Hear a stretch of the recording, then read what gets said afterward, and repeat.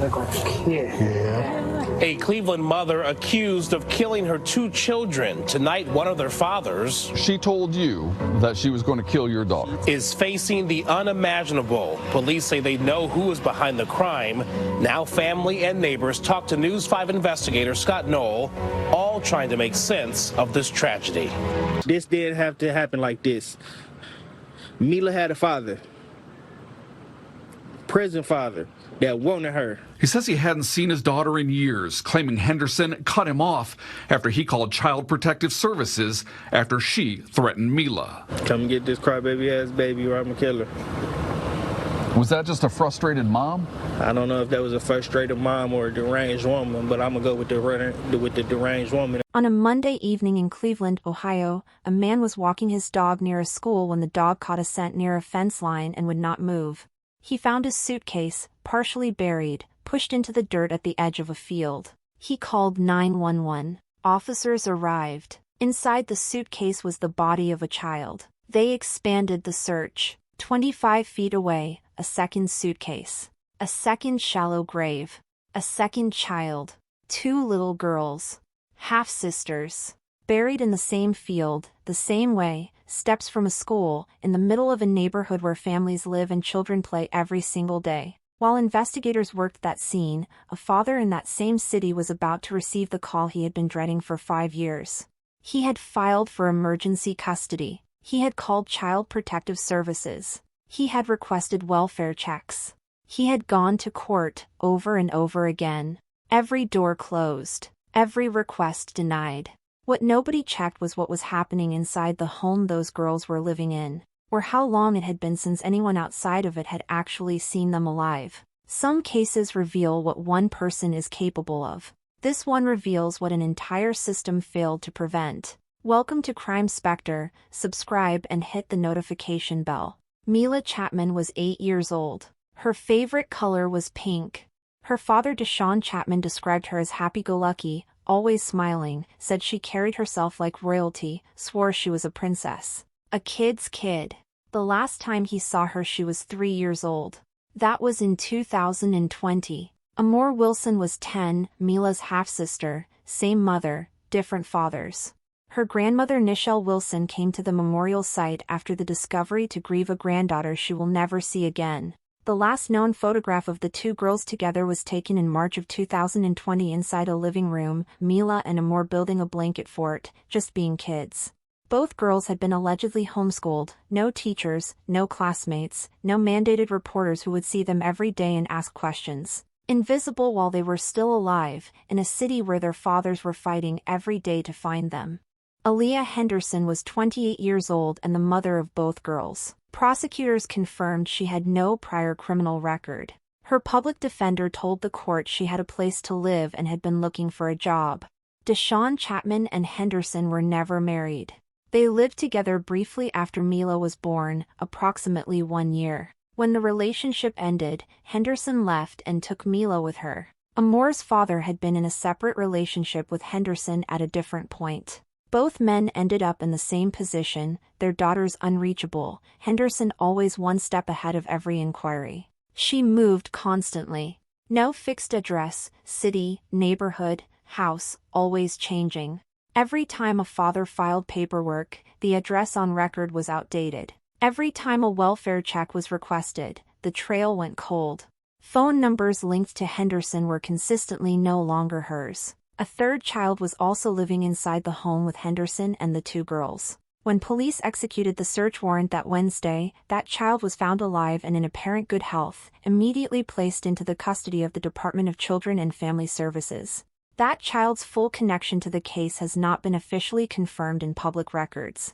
Cleveland City Councilman Mike Polensek stood before cameras after the arrest and said, "What kind of monster demon would do this to 2 children, just throw them away like garbage?" At approximately 6 in the evening on Monday, March 2, 2026, a man walking his dog near Gin Academy in Cleveland's South Collinwood neighborhood followed his dog to a fence line close to Saranac Playground. The dog would not leave. The man found a suitcase partially buried at the edge of a wooded area. He unzipped it. He called 911. Officers confirmed the remains of a child inside. They pushed into the surrounding tree line. 25 feet away, a second suitcase, also partially buried in a shallow grave. A second child. Both suitcases. Same method. Same field. Directly across the street from the 700 block of East 162nd Street. The Cuyahoga County Medical Examiner's Office confirmed the identities of both girls through DNA relationship testing, which simultaneously confirmed they were half-sisters. Cause of death for both girls is listed as pending. Autopsies have been completed. Results have not been released. How long those girls had been in that field before the dog found them has not been confirmed. Deshaun Chatman said it himself, "I don't know how long she's been gone. I don't know how long she's been dead." He also said it turned out Mila had been living within view of where her body was found. Less than 48 hours. That is how long it took the Cleveland Police Homicide Unit to go from finding 2 children buried in suitcases to placing someone in handcuffs. After the bodies were recovered, investigators canvassed the South Collinwood neighborhood, reviewed surveillance footage, and conducted witness interviews. Every thread pulled back to one address, the 700 block of East 162nd Street. The same street, the same neighborhood, barely half a block from where the suitcases were buried. Detectives built sufficient evidence to obtain a search warrant. When they entered the home, they found the third child alive and in apparent good health. Investigators spent hours inside the property. Neighbors watched as police moved in and out carrying evidence. On Wednesday evening, March 4th, Henderson was detained after detectives completed initial interviews and examined the evidence gathered from the home. She was booked into Cuyahoga County Jail on charges of murder and child endangering. The following day, charges were formally elevated to 2 counts of aggravated murder.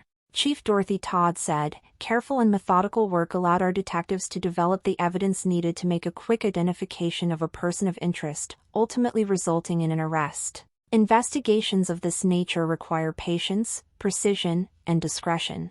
Certain information must remain confidential to protect the integrity of the investigation and ensure justice for these victims."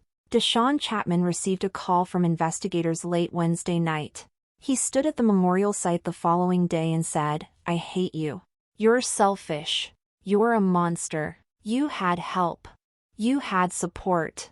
You didn't want to take it." Then he said, "I just feel useless. I couldn't save my baby." Deshaun Chatman last saw his daughter in 2020. He filed for emergency custody, repeatedly.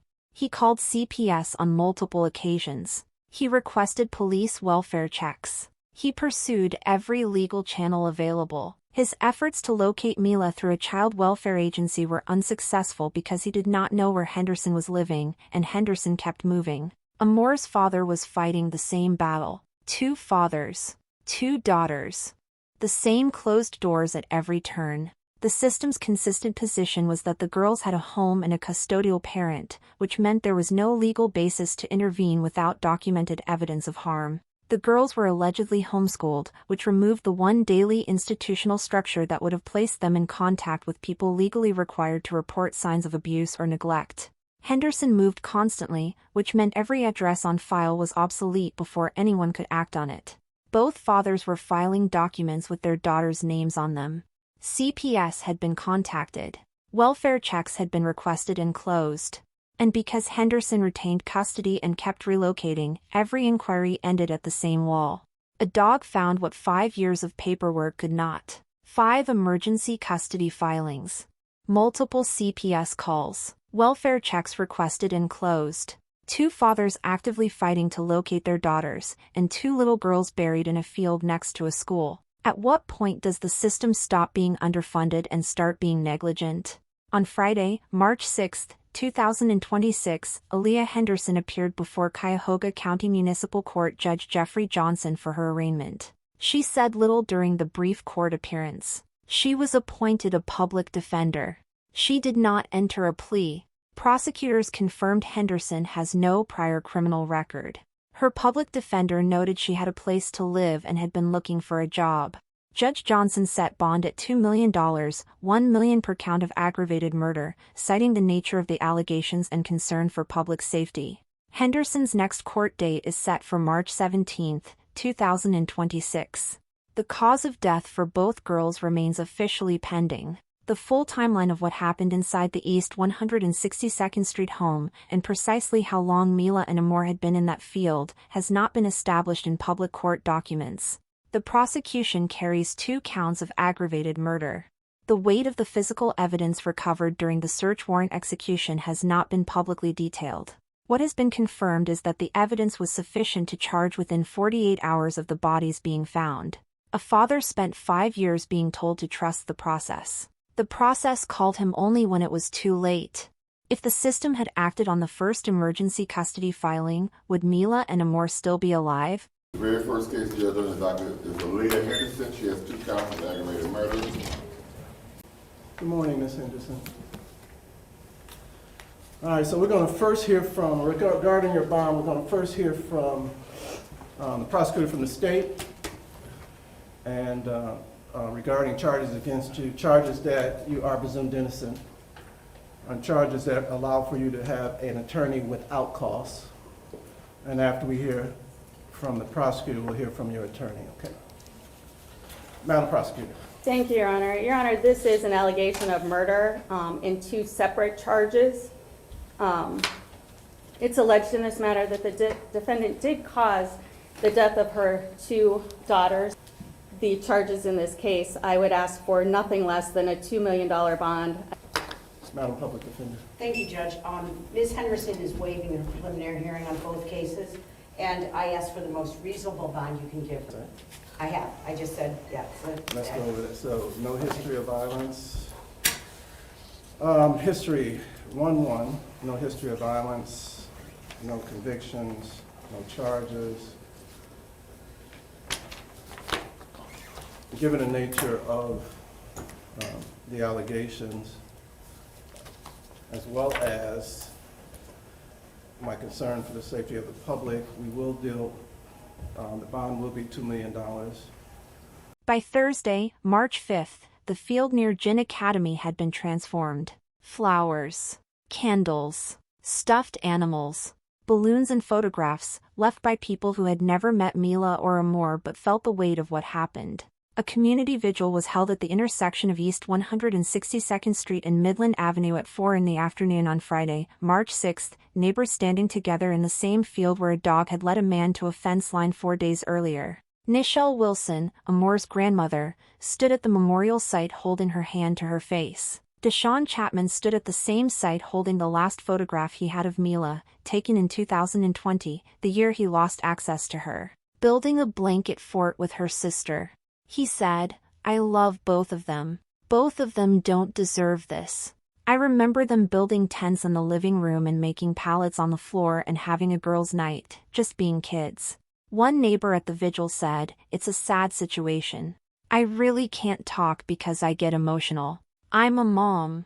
It's just unbelievable that people can do this to their own kids. They had fathers who loved them, who fought for them, who did everything the system asked and more. And the system called those fathers only when there was nothing left to protect." Be some love somewhere. This is just, it's beyond sad. You know, these are little babies who won't graduate, won't walk down the aisle, have a wedding, their own child. Their life is gone, snuffed out. A dog found what 5 years of paperwork could not. 2 little girls, half-sisters, buried 25 feet apart in a field next to a school. Their mother charged with 2 counts of aggravated murder. A 3rd child found alive in the same home. And a father standing at a memorial holding the last photograph he ever took of his daughter. The cause of death is still pending. The timeline of what happened inside that house is still being built. The trial has not been scheduled. And the question of how a system with this many filings, this many calls, and this many requests still could not find 2 little girls before it was too late, has not been answered. Crime Spectre will follow every confirmed development in this case as it moves through the courts. Subscribing means no update gets missed.